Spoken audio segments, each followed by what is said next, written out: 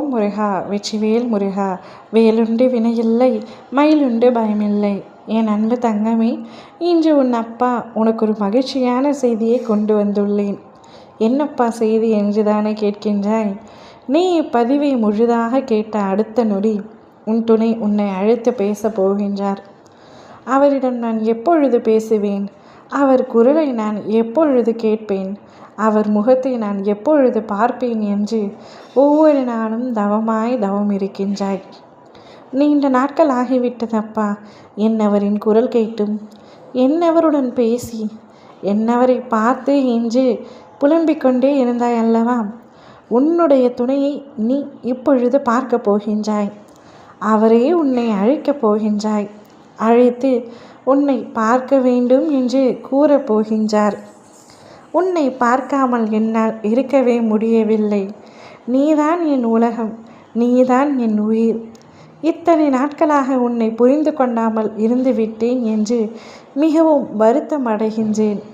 இனிமேல் உன்னை முழுமையாக புரிந்து கொண்டு உன்னுடன் மட்டுமே என்னுடைய வாழ்க்கையை பகிர்ந்து கொள்ள ஆசைப்படுகின்றேன். என்னை ஏற்றுக்கொள் என்று உன்னுடைய காலடி தேடி வரப்போகின்றார். சண்டை போட்டதை அனைத்தையும் மறந்துவிடு என்று, நான் பண்ண தவறுக்கு என்னை மன்னித்துவிடு என்று கேட்கப் போகின்றார். சில மனக்கசப்புகளினால், கருத்து வேறுபாடுகளினால் பிரிந்திருந்த நீங்கள் எப்பொழுது மீண்டும் இணைய போகிறீர்கள்? இருவரும் யார் முதலில் பேசுவது, நீயா நானா என்ற சண்டையை உங்களுடைய வாழ்க்கையில் பயன்படுத்தி கொண்டிருந்தீர்கள்.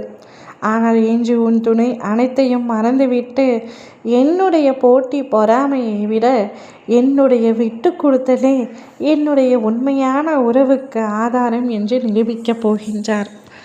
அவருடைய விட்டு கொடுத்தலே உங்களுடைய வாழ்க்கைக்கு ஒரு சேர இணைய போகின்றது. நீங்கள் இருவரும் ஒன்றாக வாழப் போகின்றீர்கள். அவருடன் பேச வேண்டும் என்ற எண்ணமும் ஏக்கமும் உன்னிடத்தில் இருந்தாலும் ஏதோ ஒன்று உன்னை தடுத்து கொண்டே இருந்தது அல்லவா? இன்று அத்தனை தடுப்புகளையும் தாண்டி உன்னுடைய துணை உன்னை அழைத்து பேச போகின்றார். இருவரும் ஒருவரையொருவர் பார்த்து பேசி மனம் விட்டு பேசுங்கள் தங்கமே. அனைத்தும் சரியாகிவிடும். ஓம் முருகா வெற்றிவேல் முருகா.